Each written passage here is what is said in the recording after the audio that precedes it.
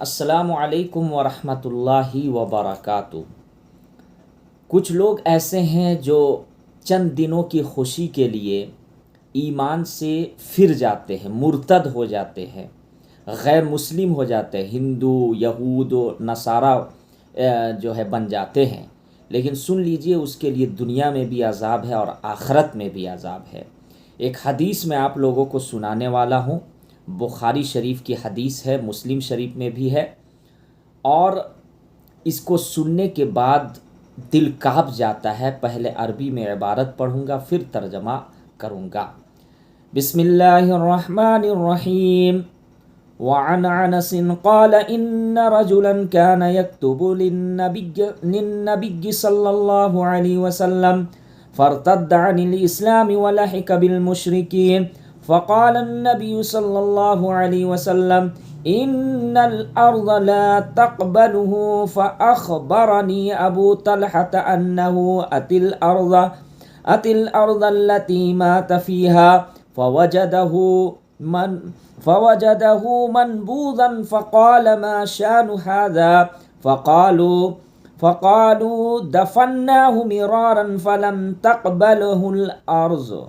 متفق علیہ۔ ترجمہ سن لیجئے۔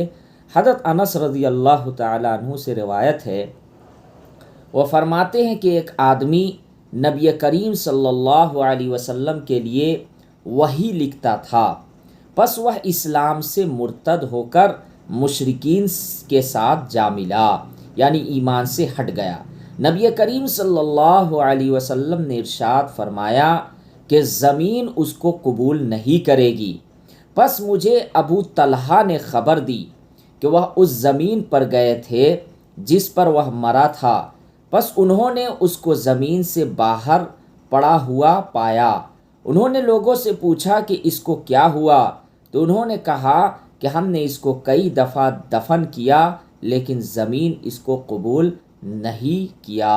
اس کا تشریح میں آپ کو بتا دوں کہ ایک شخص تھا اللہ کے نبی صلی اللہ علیہ وسلم کے زمانے میں، کہ جب وحی آتی تھی تو وہ لکھتا تھا۔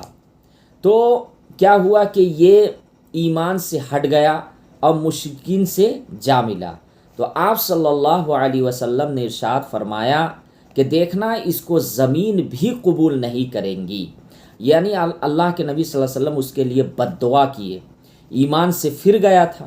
تو اب اس کے بعد یہ باتیں خبر ملتی ہے کہ اس کو زمین پر دفن کیا گیا، تو زمین اس کو باہر نکال کر پھینک دیتی ہے۔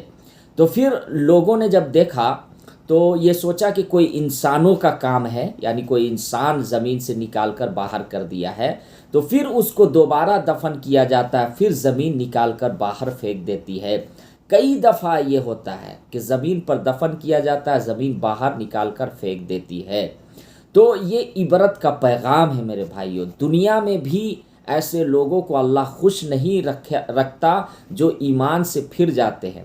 آج کتنے ایسی لڑکیاں ہیں جو محبت کے چکر میں غیر مسلموں سے بھاگ رہی ہے، والدین اس کی نگرانی نہیں کر رہے، خیال نہیں کر رہے، کہیں نہ کہیں وہ بھی گناہ میں شامل ہو رہے ہیں۔